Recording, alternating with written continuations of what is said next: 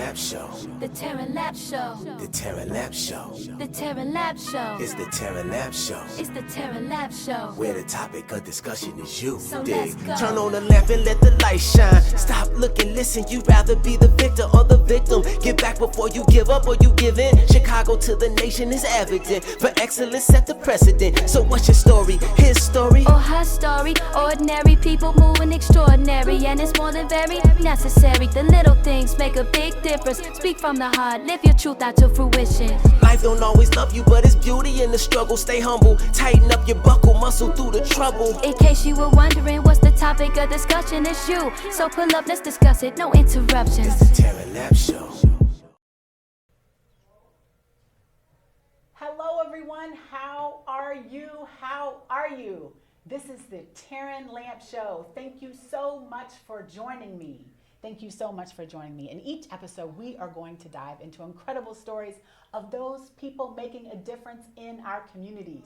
We have partnered with Chicago News Weekly to bring you stories of those shaping our world. We are going to hear from entrepreneurs, storytellers, advocates, and survivors. This show is for you. This show is about you. I am your host, Terran Lamp, and this is the Terran Lamp Show. Thank you so much for joining me. We have a wonderful, beautiful, beautiful guest on today. She is going to share her journey, and I just think it's so amazing. When I love to hear from creative people because I'm like semi in the middle of creative, right? So I love to hear from creative people. We have Cynthia K. McWilliams. She's a multifaceted actor and creative powerhouse, known for her magnetic screen presence and emotionally resonant performance. Born in Berlin, Germany, raised in Kansas City, Kansas, Cynthia's global perspective and Midwestern roots have shaped her dynamic approach to storytelling. A proud graduate of the prestigious theater school at DePaul University in Chicago, she brings classical training and soulful authenticity to every role. Audiences may recognize her as Kathy Montgomery in the striking lead of BET's Average Joe. In addition to her on-screen work, Cynthia is passionate for advocacy in equity in entertainment and uses her platform to elevate underrepresented stories and artists. Cynthia K. McWilliams embodies creative excellence, intention, and impact. I got through it there, Cynthia. How are you doing, beautiful? I'm doing wonderful. Thank you. That was a mouthful. Yes, it was. Every right? time I hear a bio, I'm like, yeah, she sounds cool. Yeah. No, you sounded great. You sounded great. I don't know how I sounded, but you sounded great. You sounded great. I love your whole I love the authenticity part. I love that.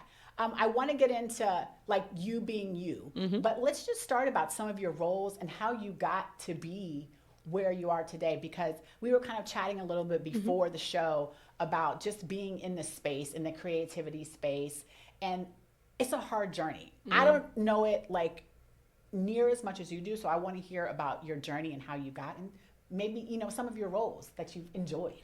Sure. I mean, that journey could go as far back as when I was in elementary to middle school. I always knew that I wanted to be an actress. This wasn't a thing that I sort of picked up later in life. I know a lot of folks who do, who just kind of, one day change their careers. One of my best girlfriends, she was in the world of corporate and then just suddenly changed gears and decided to walk into this. I was on the other side. I knew what I wanted to do from very young. I was in community theater. I did plays as a kid. I started writing very early. And then I got my degree from DePaul. So my degree is actually, I have a Bachelor of Fine Arts in Acting. And then when I got out of school, I thought I would be in theater. I really did. That was my plan. And then we had our showcases in college, and for whatever reason, the strongest response was out in LA. So I moved to LA and did the thing, Yeah. I went to LA, I think, with that idea we all do, I was going to get off of out of a cab or something and be like, I'm here. Yeah. LA. Yes. LA. Yeah. I think I was waiting for someone to discover me. You mentioned a story earlier about someone actually saw you on the street Yes. and basically was like, I want you. Yeah. That is the dream. Everyone thinks was that's the wildest thing. That's wild. So I went around hoping that would happen for me. Well, I didn't want it to happen. That was the funny part. And it did not. I had a lot of challenges in the early parts of my career, you know, going through different managers and agents and a lot of the things that happen when you're young and you don't really have a sense yet of what type of artist you are.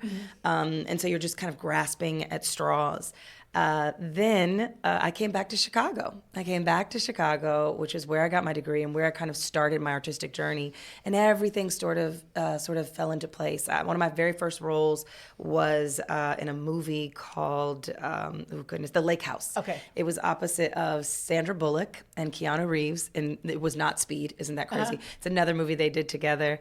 And it was just so incredible. We filmed here on location in downtown Chicago. I was working with Warner nice. Brothers Entertainment. It was like the biggest thing ever, and it was my first job. So that was a really like kind of big way to start in my career. But I was really fortunate because I got to work with some huge stars and learn a lot. This was at a time when really I was from the theater, so I didn't even understand, you know, how to be on a set really. But I got to watch, you know, folks who had been doing it for years. And I soaked it all up and just really quickly was like, okay, this is life. This is what it looks like. And this is what I want to be doing. And it's a hard, like I was saying, because the story I was telling you earlier, you know, like I said, I didn't even know, I mean, I wasn't looking for something to happen to me. And I've already said to you, like, that craft is so hard. You know, it's so very hard. So from a very young age, you knew. Did you know, let me ask, you knew like the time, the effort, all the things that were going to go into it? Or did you just say, I wanted to do this and here I'm going to do it regardless? Because a lot of people don't know how hard it is. I don't know that I definitely don't think I thought it would be easy because I was in theater. Like I said, I had been doing plays and I started a theater program for Black students at my school because there wasn't one.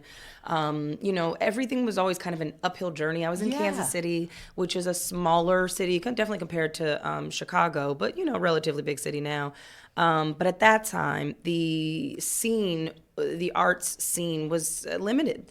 So it was definitely, I was aware of how much work it would be to find my space in it. But I guess the work, when you talk about like the actual craft, that is the only part that never felt like work. Okay. That was the part that I knew, immediately what I wanted to do.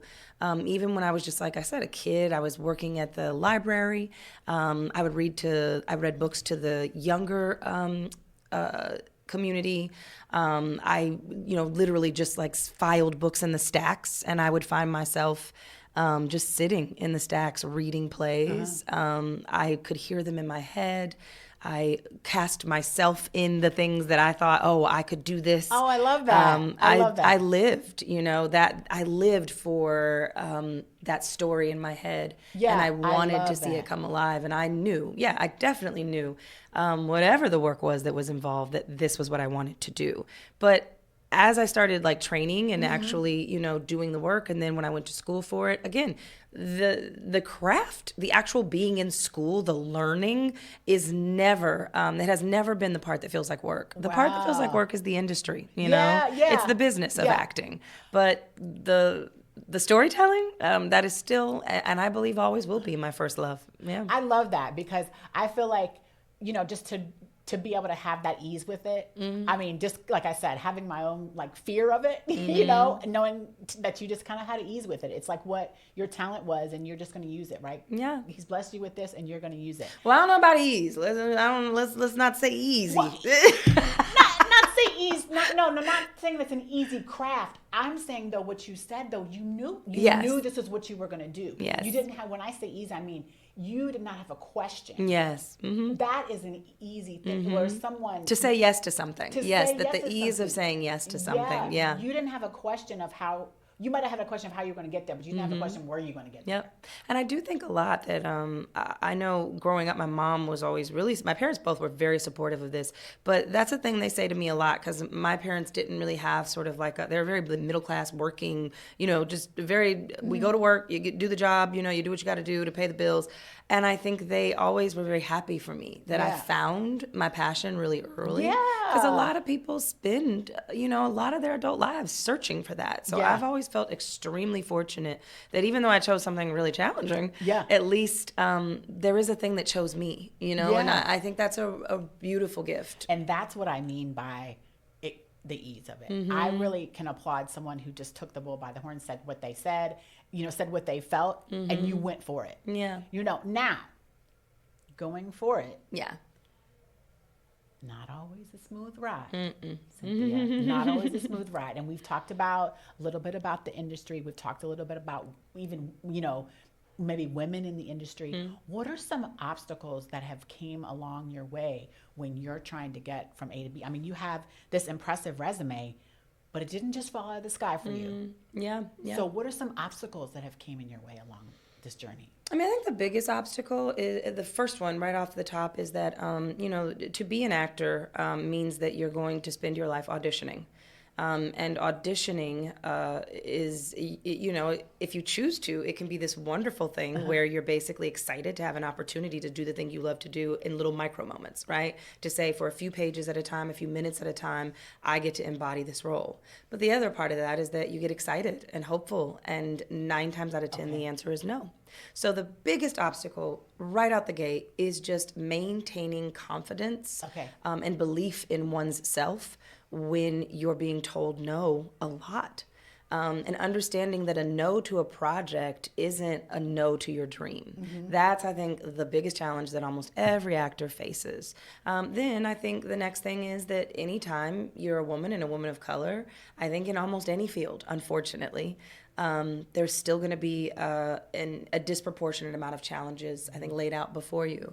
And so then the next thing is, how do I do this thing that's about telling a story and being human, while also always knowing that the industry is viewing me through the lens of that I'm a woman and I'm a Black woman, as opposed to I'm just a human with a powerful story and an ability to drop into character and connect and, be a part of this community. That's tough. Again, it's just tough. It's tough to say, I want to be confident. I want to be a storyteller. I want to believe in my dreams, but I want to be a person and a storyteller first, but you're being told no. And also you're not enough, and also you're the wrong color, and also you're the wrong size, and also if you want this, then maybe you're gonna have to do things that are, against your moral code, or those are a lot of things when you're young to navigate for yourself and say, like, I have to know who I am and what I want, and what I'm willing to do and not willing to do to get it. Those are a lot of challenges for a young person. I think that, musicians, athletes find the same challenges, Anytime there's like high stakes, it's like there's big, you got a big dream, there's big stakes. And so the industries surrounding that can make you feel like, it's now or never, or if you don't do this, it's Eminem got a whole song about it, right? You only get one shot, you're not, right? But it's like, that's not the truth. You don't only get one shot, actually. You get many shots in your life. Love that. And that's a lie, right? I understand the feeling of like, you want to give every shot the energy and the preparation and the excellence, that as though it's your only shot. That's, I think, something I can get behind. Right. But saying it's your only shot, no, that's actually, it's toxic, and it's destructive to your dream if you don't figure out how to say, no, I have time, and the right things will find me, and the right people and projects will align with me. And it's a hard thing that I think we grow into, but it's a hard thing to know in your youth, right? And to not feel like I'm running out of time. I'm in my 40s, and I'm still going, and I'm not running out of time, and I plan on doing a lot. And I think that really some of the best roles are ahead of me now. Well, first of all, I'm in my 50s. Ooh, you look amazing. So, no, you are not running out of time. Yes, Beautiful. exactly. You are not running out of time. Right? So just know that. And I love that you said a no to your project doesn't necessarily mean a no to your dreams. Mm-hmm. Absolutely. Because I think that we often think that. Yeah. Yeah. Right? We often think a no to your project, or if you put any word in there, Yeah. into project. A no to anything, exactly. A no to Yeah. a relationship, a Yep. no to an opportunity, a no to a moment, right? That it's like, even just little things. I think about how often you drive somewhere and we get so frustrated with traffic. We get frustrated when we miss our exits. You know, we get frustrated with all of the things that are on our journey, our commute to wherever we're headed. But I think every day when we get home safe and when we get to our job safe, when we get to our destination to meet up with a friend or whatever, that the fact that we made it there means that every part of that journey, every bit of traffic, every missed turn, every conversation that we have on the phone along the way or whatever, that all means it was supposed to happen. Yeah. Because we still made it, you know? But in the moment, all we can think about is the frustration. Yeah. But it's like, no, every time we keep going and getting to wherever, it's a part of it. Yeah. And with every missed turn, you might have missed an accident. Yeah. You might have missed A lot something of people have. tragic. Yeah. Yeah. So, you know, sometimes you're frustrated. I can't believe it. And then you get up and you see the thing that was holding up traffic was a 5-car pileup. Thank God. Yeah.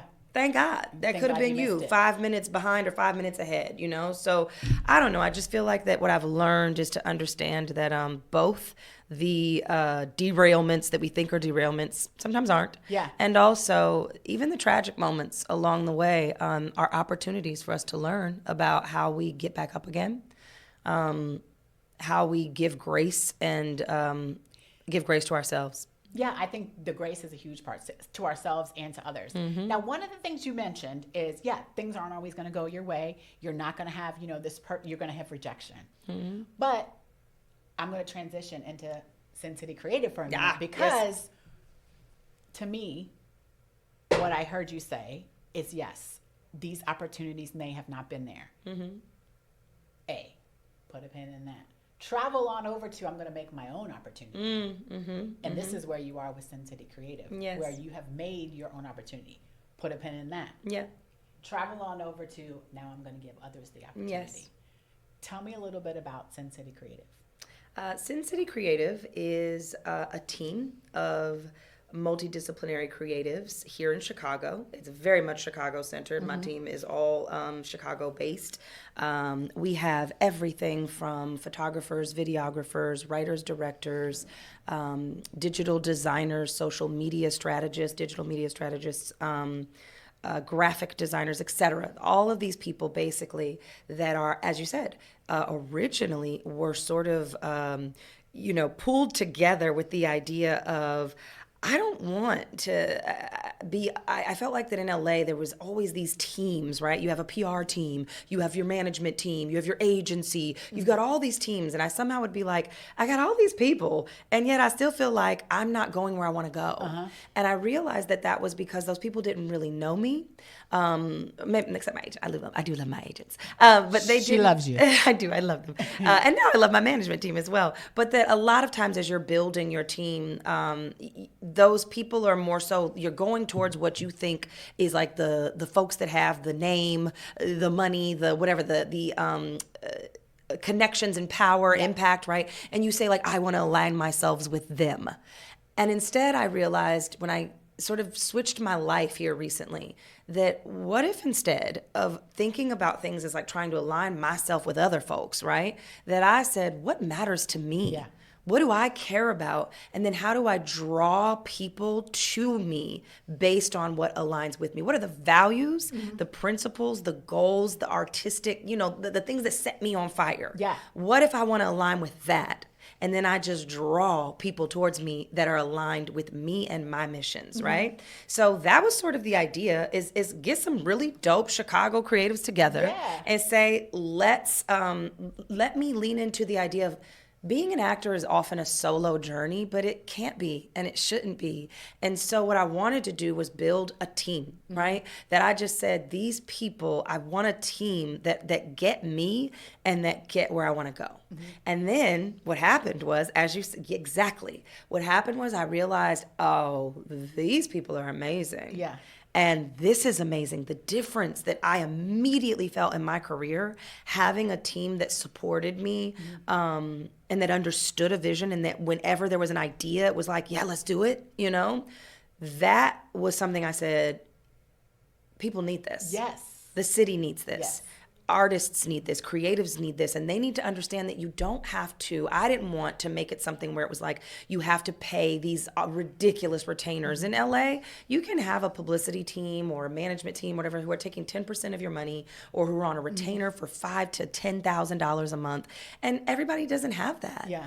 But I find that the people that need development and support the most are actually creatives at the beginning of their career, right? Not the ones that already have, mega movements behind them. You already have notoriety. Yes. When you're on a show, you have a machine behind you. Yeah. When you have multiple shows, you have your resume and your experience behind you. But when you're starting, you need help. Yeah. You need help with your social media. You need help with pictures. You need help with training. You need help.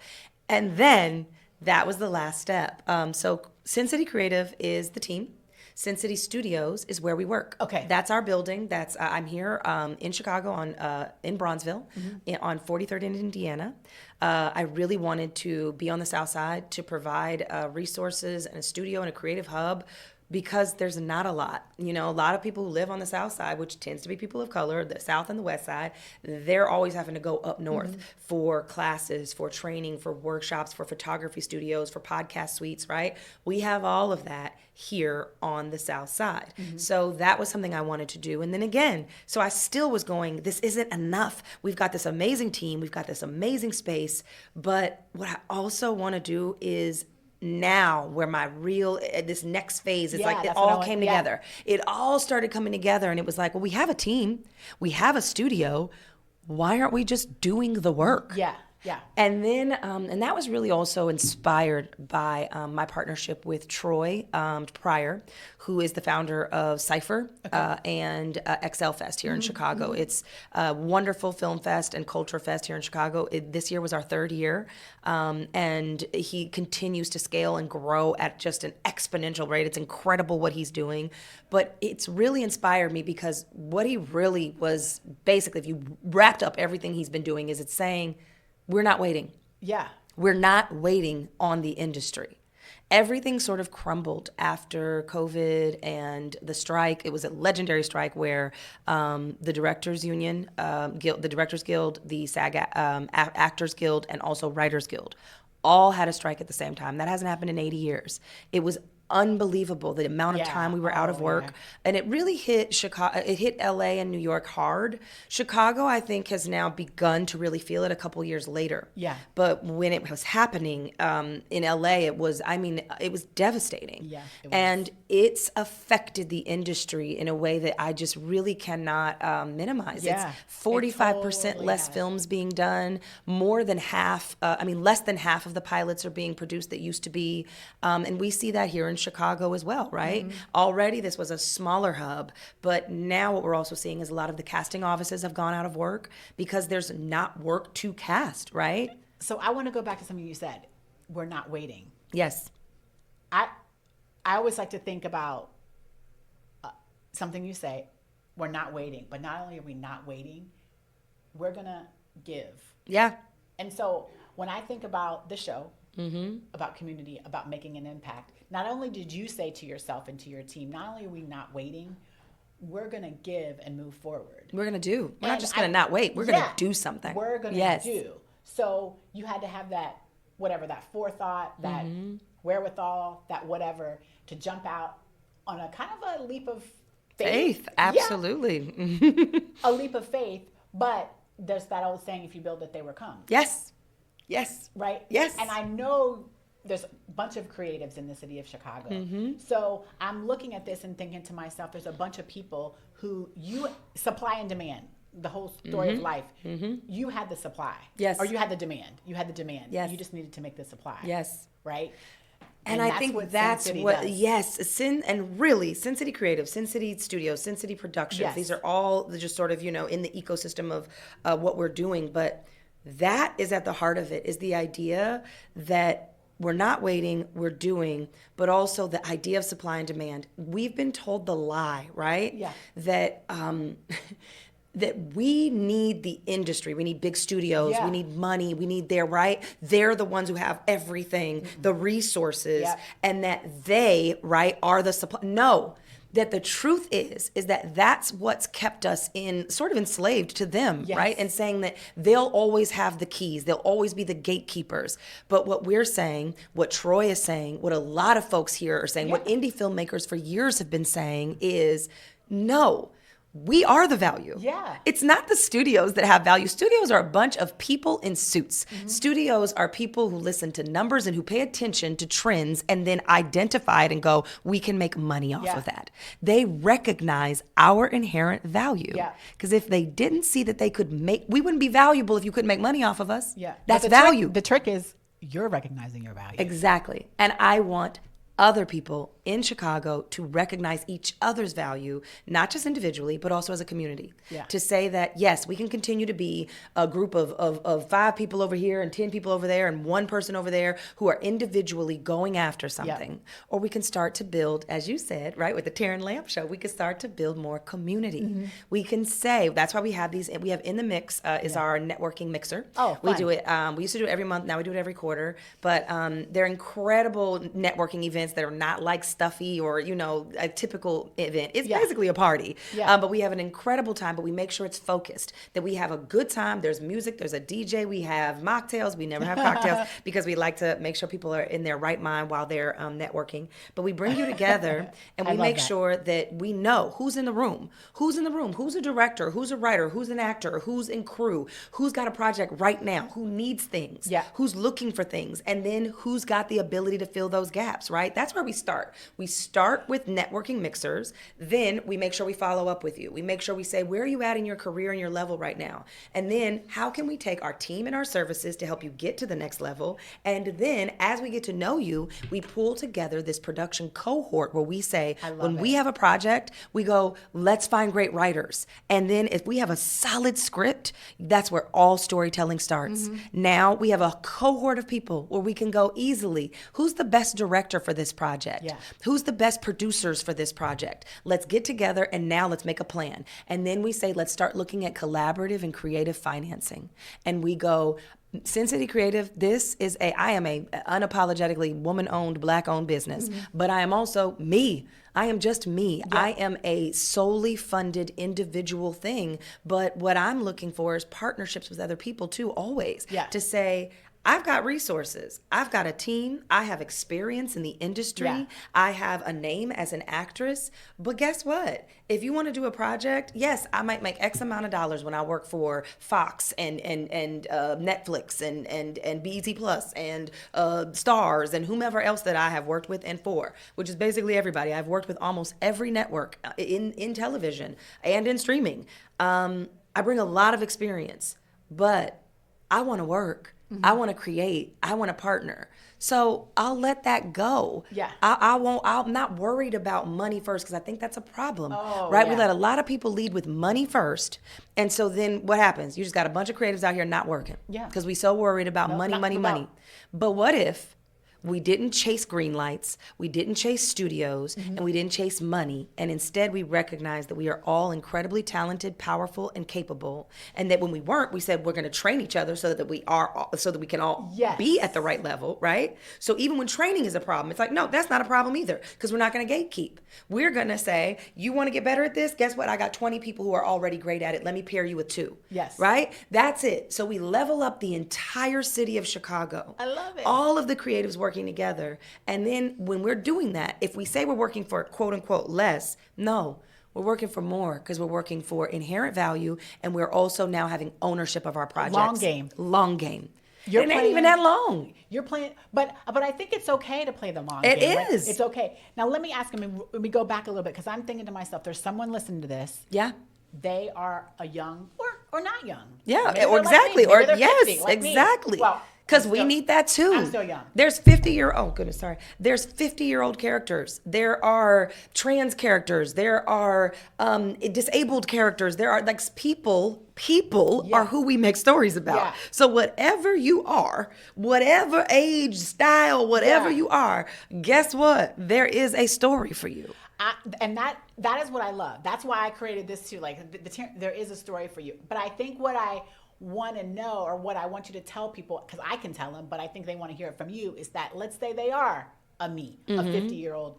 They want to get into the craft, whatever. Maybe they want to do a podcast. Maybe they want to do a show. Maybe We have a podcast studio too. You work with all of those people wherever Yes. they are in their journey. You do not have whatever level, if you will, Yep. you are and you're starting. Yes. That's where they can come to you and Yes. say, hey, Cynthia, I'm just starting, or I know nothing, but I'm interested, or I know everything, which none of us know everything, but they can still come to you and start this process. And I think that's what's cool about it, is you have something for everyone. Yes. They can come to you even if they're in fear of where to go. Yes, because we all are. Because guess what? We Yeah. all are. That's the biggest thing, is what we also want is for creatives to understand that it's very hard doing this alone. Yes. And you're not alone. And that actually all of the things you feel, every one of us have felt it at some time. Some of us are still dealing with it right now. Yeah. It can be a lonely industry. It can also be really mentally challenging. There are so many people in this industry who struggle with their mental health because it asks so much of us personally and yet gives back very little, right? So you need support. You need community. I was going to say, you need community. So if you come to us with nothing other than you just want to hang out with us and be in community with us, that's cool too. And be in creative community. Yes, exactly. So at Right. any level, whether you have just gotten out of school, whether you are an adult who never went to school for theater or acting or graphic arts or writing or directing, but you feel in your spirit that there is some storytelling, creative element it. to you and you want to explore it. Now again, we're at different like I said, different levels. One of the things we say about our team is that CynCity Creative is a team of individuals who are elevating one another as we elevate the city, right? Oh, I love That's a thing we say, is that we are as artists first. Our job to each other as the team members of CynCity Creative is that we are iron sharpening iron. Right. That's our first job. Because we can't help you if we don't stay sharp. Yeah. So our first job is that we are constantly always a creative community to one another. That's a big part of what joining the CynCity Creative team means. We've expanded. We were 8 when we started. We're about 20 now. So being a part of the team is that. Then being a part of what would be sort of our cohort, or what we call sometimes our creative collaborators, like so folks that work on projects with us. That's about saying you have something to offer and we want to work with you, right? We want to have you come to our studios and you work with the podcast suite. We want you to, we want to help you as an actor, like elevate but through workshops or get your materials together for marketing, make sure that your headshots or your social media looks good. We want to get you media training. If you're someone you've got a really cool opportunity, but you don't know how to make the best of it and go to the next level. But we also want to make sure that we're saying we want to train you, but also we want people who are ready to work to have projects to work on. Because that is a big problem in the city right now, is that there's a lot of people ready, skilled, capable, but there's not enough work. So I also hear Cynthia saying, faith without works. Don't forget, you got to come ready to party. It's dead. I always say that. Look, like I very, very, very intermittently, because we have training, but also very intermittently, I will do an actual acting workshop. I don't do them all the time because I invest an enormous amount of energy into the people that I work with. But I always say, if you come to a workshop, we work for real. Yeah. This is not a play. Yeah. This is not, this is You not gotta play. come ready to party. Yes, you got to come ready ready to play. Yeah. And when we do workshop, when we do intensives, when we do acting training, there is work involved with that. We have a really big, we'll start probably promoting that soon, but we'll have a really incredible workshop that's a combination of myself and my creative director at the team, Blake Martin, who is a director, a writer, a photographer, an incredible just visionary. And he has written probably 10 shows and sold out, I can't think of how many plays. He is currently directing his first series and is just a really fantastic, again, said, I'm going to do this. Yeah. He came to his career later in life. He is an example, a shining example of just do it. Yeah, just do it and get better every time. And now he has acquired and amassed enough experience and successes that he's saying, again, because we don't do gatekeeping over here at CynCity Creative, that I want to teach people how to do this. I want to empower you to do it and not teach you, like you said, like I know everything, I have all the answers. What we're doing when we're saying we're teaching is we are training you we're giving you the opportunity to be in a space with other actors and with experienced artists to say, whether it's a writer or an actor, to say, yes, I have a body of work and I have a body of experience that I can give to you, but also that's why we can only do this together, because I also learn by teaching every time I teach. I'm always learning from everyone's performance and we learn from each other. Yeah. That's how we grow, is through honest criticism and through critique that expands us, that doesn't limit us and shrink us and make us scared, right? That's what we do, and that's what we're interested in and how we elevate. So we will be doing put the brakes on this one, but it is about to be major. We are doing a free 100% free workshop.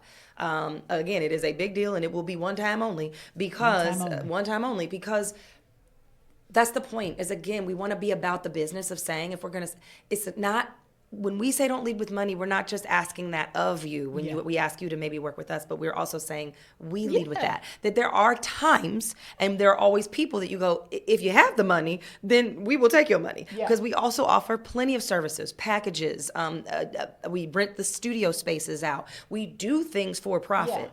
But also, we want to say that when it's about building community and training and teaching, that shouldn't be a cost.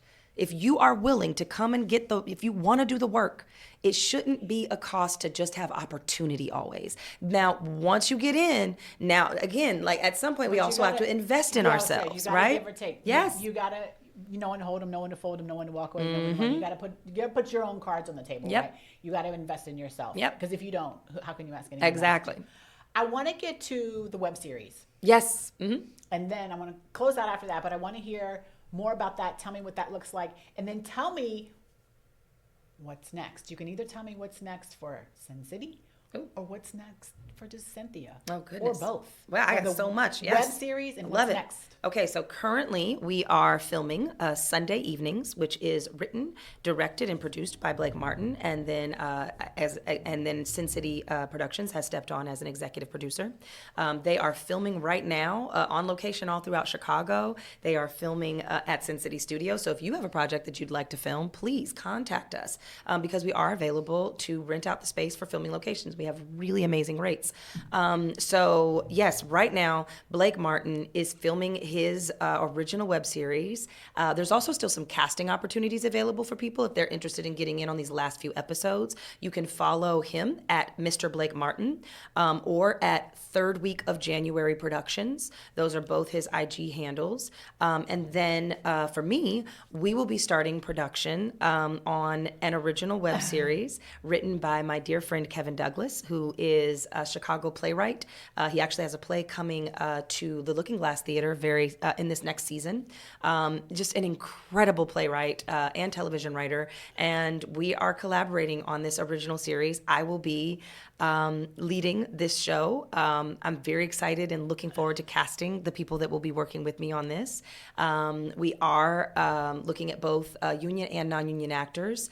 This is a union project, though, so if you are non-union and you're interested in finding some union work, this will be a union series shot here in Chicago. And then for my, I hate to say real job, but for my, I guess say original job as an actress working in television, my series, Average Joe, it's on Netflix right now, so you can catch up to Average Joe season 1. Average Joe. Average Joe on Netflix, starring Dion Cole, Malcolm Barrett, myself, and Michael Trucco. An incredible cast. Season 1 is on Netflix right now, and then season 2, All right, long awaited, is coming out on BET Plus. We will premiere first on BET Plus and then move over to Netflix later.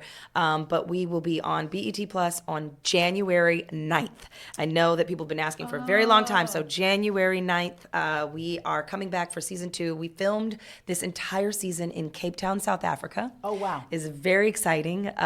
For those who are fans of Average Joe, I know it makes no sense. Why are we in Cape Town? Well, you got to watch to find out. So a lot of great things coming for both CynCity Productions, for my own career, and for the city of Chicago. Yeah, There's love so it. many incredible groups doing so many things, whether that be Troy Pryor with XL Fest and all the things he's doing at Creative Cypher, so many incredible indie filmmakers, so many fantastic other training grounds. Charles Gardner has some really great classes. Cory Booker, I know, is doing some training classes. He's from The Bear, really incredible actor. Michelle Hayes over at Hayes Talent is an incredible Black woman who runs a casting agency. If you're looking to get representation, call her. I mean, I can go on and on and on and say, it's not just about me. We have so many people doing so many things, but one of the things that we provide for you at CynCity Creative, when you come to our In the Mixes, is that we want you to know everybody here. We want you to know all the resources. We want to know about you if you're a resource so that we could tell other people about it. In general, just what we aim to do is, one, connect artists. It should not be a solo journey. We need each other. And then what we want to do is rebuild this industry with creatives at the center. Rebuild the industry with creatives at the center. Okay, Cynthia. She doesn't have anything she can pitch at me, does she, before I ask her this question? Okay, all right. I'm like looking around. No, Okay. Okay. Cynthia, I'm a cat lady. Oh, okay. I know. All right. Yeah, that's why I say don't throw anything at Okay, me. that's all right. I'm not judging. You're a cat lady. No judgment here. No. Cats are strong, fierce. Yeah. Independent. Yes. Yes, exactly. Wonderful trait. Yes. But you know what they say? They're curious. Mm-hmm. Sometimes gets them in trouble. Mm-hmm. So what are you curious about?